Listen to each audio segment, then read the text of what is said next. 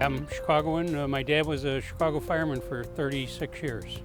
I had some uncles and stuff back in the 20s that were on the fire department, and that's my dad went on in 27, so that's gave me an idea about public service.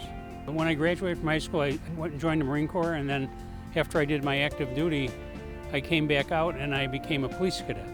And once I started working as a cadet, I just loved the job and loved the people, and I thought what they were accomplishing here was really helping the city.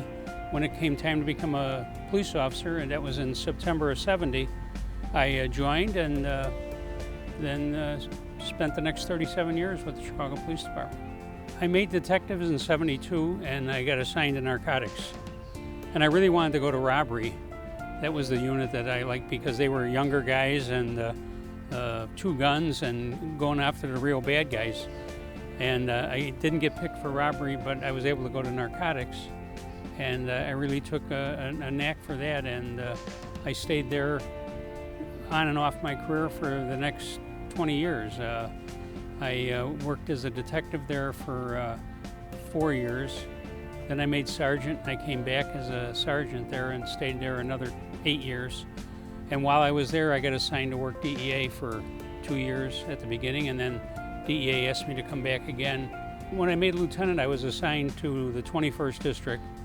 And then after some time there, I went to Area 2 Violent Crimes, which was on the southeast side of the city. Rich Staley was the state's attorney at the time, so I would run into him at different things, and I was asked if I would come and form a gang unit to work on those type of traffickers, which we did, and we were very successful, and I was then promoted to commander of Area 5. Terry Hillard appointed me as the first deputy, and the first day there he said, get ready to run this because I'm retiring. I got appointed superintendent in October of '03.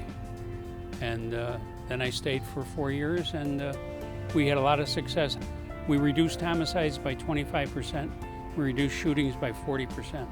And numbers-wise, that was 10,000 less shootings than the previous 4 years.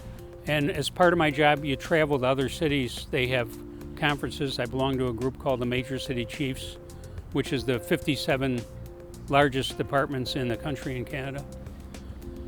But everywhere I went, I saw a public memorial to police officers killed in line of duty. We didn't have one in Chicago. So when I come back from one of these trips, I met with the Gold Star families, and those are the families who lost a police officer in the line of duty. And I said, would you be interested if we built a memorial here with a wall with the names and everything else? And they said, yeah, that'd be great. Well, that was the kickoff. And I asked each unit to raise some money. We started out with a t-shirt drive. We raised about 150 grand, and that was seed money. And then we had businesses come forward and donate material, concrete, things like that. We've given out over $12 million in assistance to police families.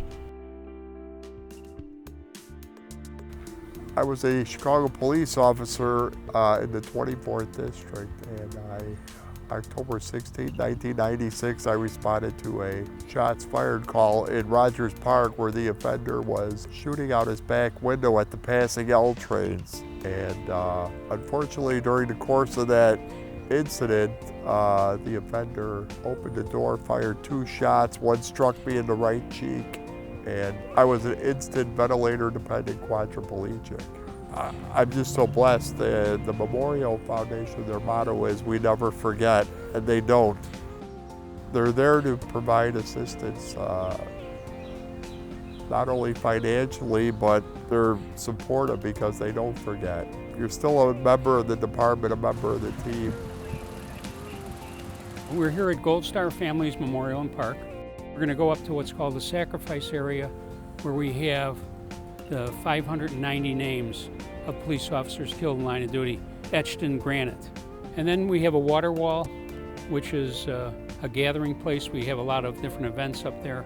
Our candlelight vigil, which unfortunately is going to be virtual this year. But normally we have about 1,500 people out there in the middle of September. And the families come up and read the names, and it's a very touching part of it.